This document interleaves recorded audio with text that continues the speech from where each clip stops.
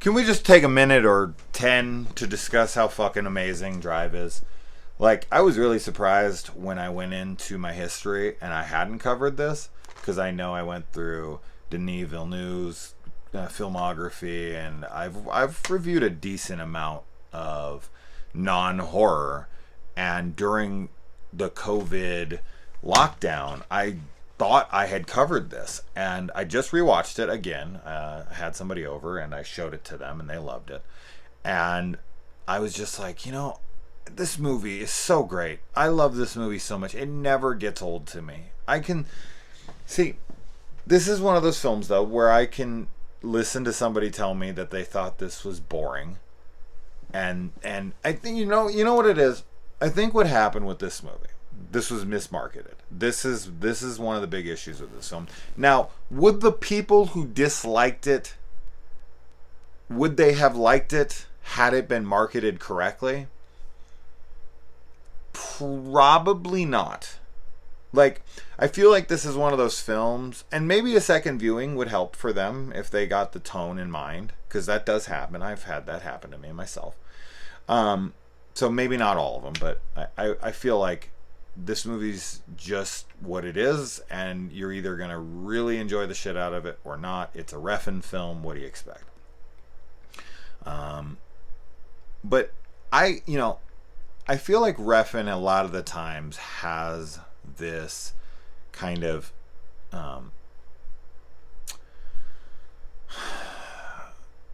people try to label him as this like style over substance guy, and because of certain films that he's made. And I definitely think there's people out there that think this is one of those movies, and I just disagree very heavily. Now, this film is extremely stylistic and, style heavy for sure. But the character of the driver here, played by the most amazing, wonderful fucking dude, Ryan Gosling. I just love this guy. He seriously picks the best movies. He picks the best fucking scripts. It's incredible. Like, the fact that he just gets his hands, the amount of amazing shit that this guy's made in just the last like 5 or so years, whether it be Drive or, now Drive's a little older than that. I can't remember exactly when Drive came out. But we'll say 10 years, because pretty sure it came out at least within that time frame.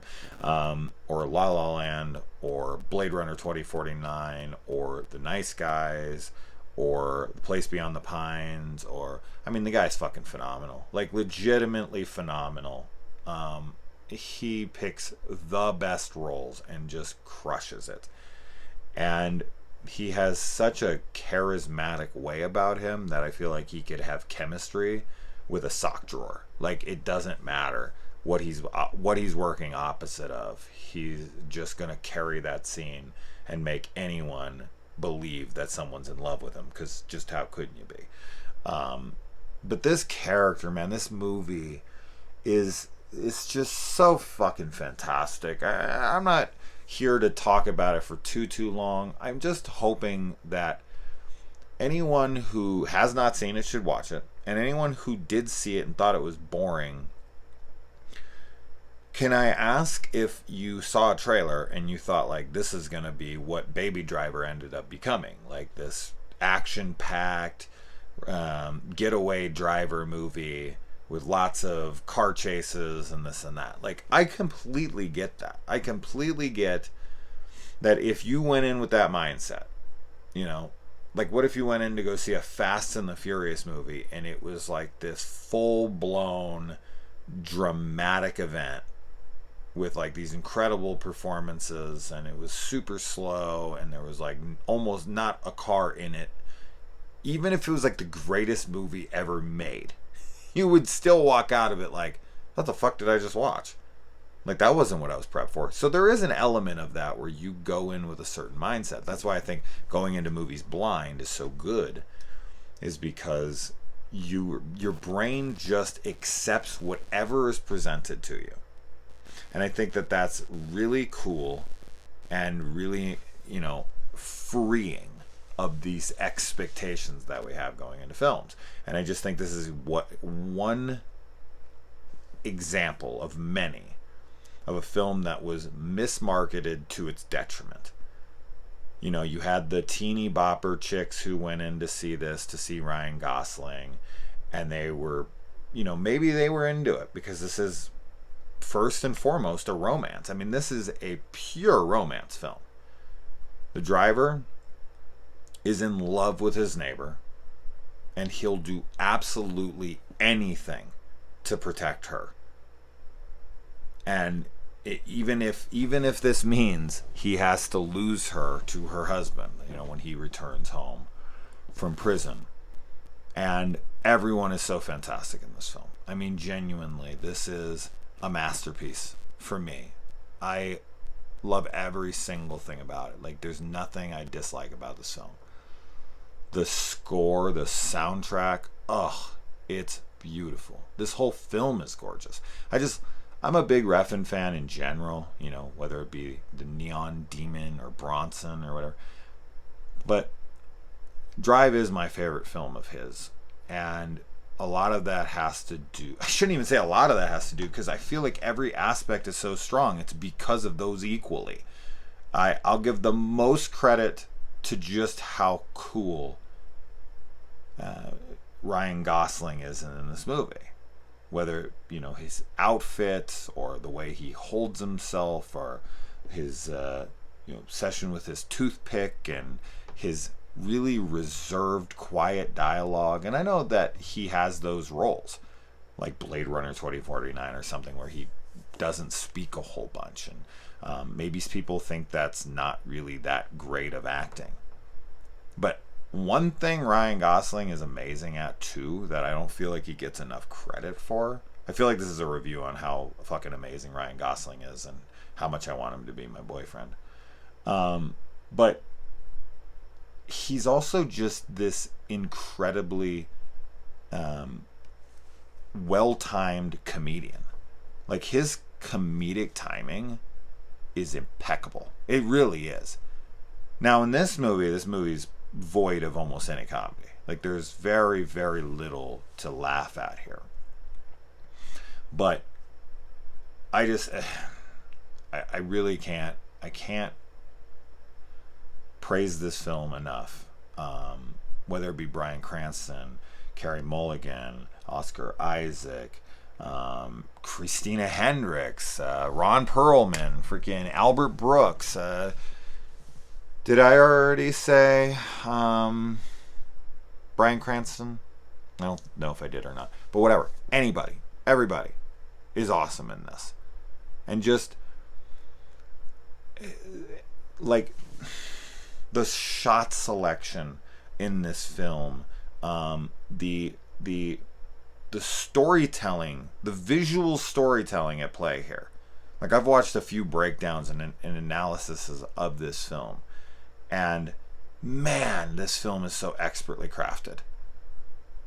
I don't know. I wasn't even going to plan on talking about this. I watched this days ago, and I was going to put the Blu-ray away. I was just putting it up in the cupboard, and I was holding it in my hand, and I was looking at it, and I was like, fuck it. You know what? I'm just going to talk about it really quick. No notes, no preparation. I literally walked over here and pressed record because I just got done with another review and the camera was still set up. So I just sat down and I'm just riffing, as I basically always do. But I mean, from the opening scene with his narration, kind of setting the stakes and setting the rules of his profession and what he's so good at, and then, you know, kind of that shift that he has when he meets his neighbor, and this gives him hope that he can get out of the life. Like, he basically is directionless. He's kind of clay. He's being molded by Cranston's character, and he's just kind of doing what he's told. Like, oh, you're going to drive stunt cars. Oh, he doesn't really have a plan. He's just kind of doing things. And then he meets this girl and her son, and he thinks, you know, maybe there's more for me out here. And then, of course, her husband comes home and fucks everything up. But he doesn't complain or bitch about it. What does he do? He genuinely loves this girl. This isn't about jealousy and ego. You know, when you like some chick and then there's another guy who comes around, you're immediately like, oh, like I want her for myself. It's all greedy. It's all selfishness. Like if you really love somebody, genuinely love somebody, you'll be completely selfless to help them to be happy. And that's exactly what he is setting out to do in this film. Like, when I help this guy, Standard Gabriel, or whatever his name is, they'll be safe and she'll be with him, not me. He's not trying to get her. She's not a prize to him. He loves her. And he knows that she probably is crazy about him too. But the reality of the situation is that she's married and that she has a kid, and what's best for her for that moment is for him to protect her and her child from whatever shit this guy has brought home. And he goes out there and he tries to fix things, and of course it all goes to shit, and it's all interconnected to the guy he was trying to start this life with. You know, Standard comes around and fucks everything up for him. Just everything. He was going to be this race car driver, you know, and this all fell apart because he wanted to protect a woman that he was crazy about, and her child. And throughout the film, he is just kind of dedicated to this end game of like, I don't care what happens to me. He doesn't really have that notion throughout the film. Like, oh my God, I'm in trouble here. Oh my God, what have I done? It's like, is she okay? How do I get her to be safe?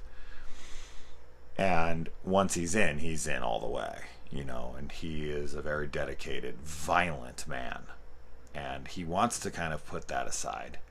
But that's who he is. He's the Scorpion. I mean, hence the visual representation of the Scorpion. It's in his nature. And when he unleashes his beast within, and he does it in front of her in the elevator after their, one and only kiss, a very romantic, fucking emotional sequence, and the dimming of the lights and the music, it's so fucking just, it's so amazing. Then he just kicks this guy's head, and this is like the perfect date movie. You get the super heavy violence of like an action film where a guy's crushing a guy's head in, a girl's head gets blown off, and you see it in slow-mo as her fucking head gets ripped apart. And then you get like this really intense romance. It's like the perfect blending of both sides of the equation here.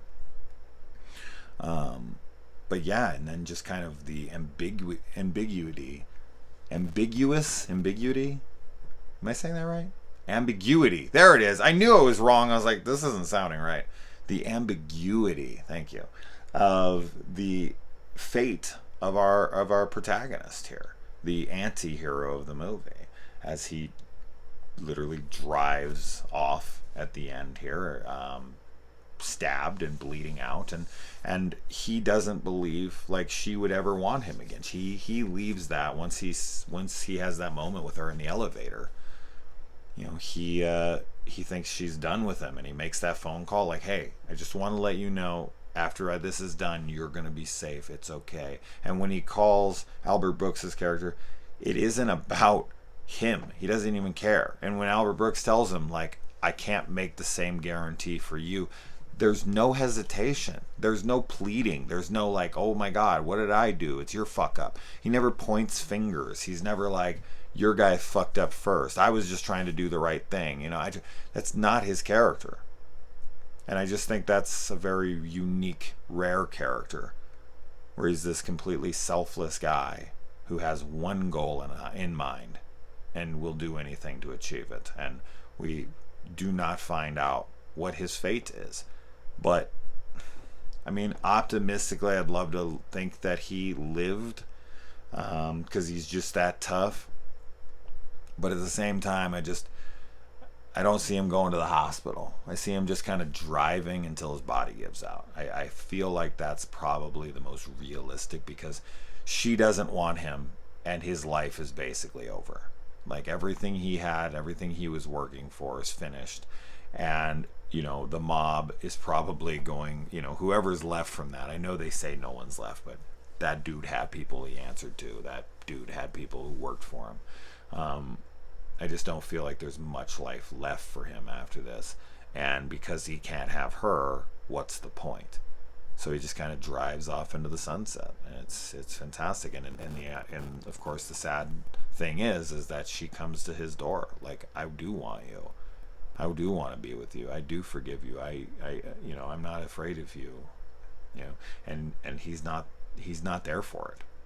He doesn't get to be with her, and it's sad and it's tragic and it's poetic and it's beautiful and it's fucking powerful and it's moving and it's fantastic. So Drive, fuck, what a movie, what a movie.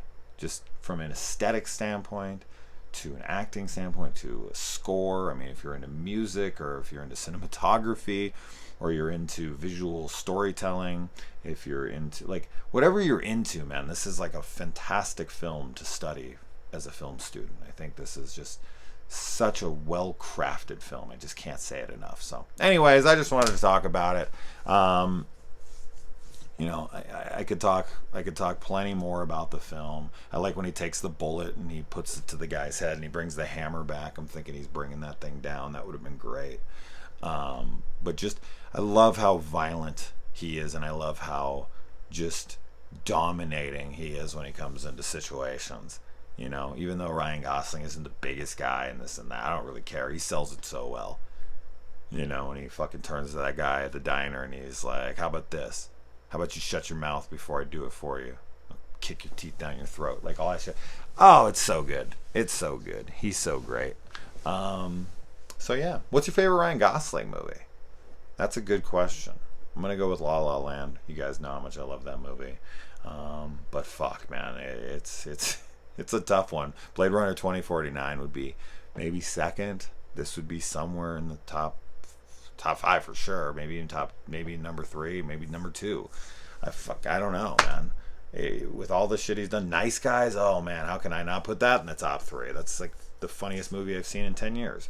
So I don't know. His filmography, as of late especially, is so phenomenal that it's hard to pick a favorite. But what do you guys think?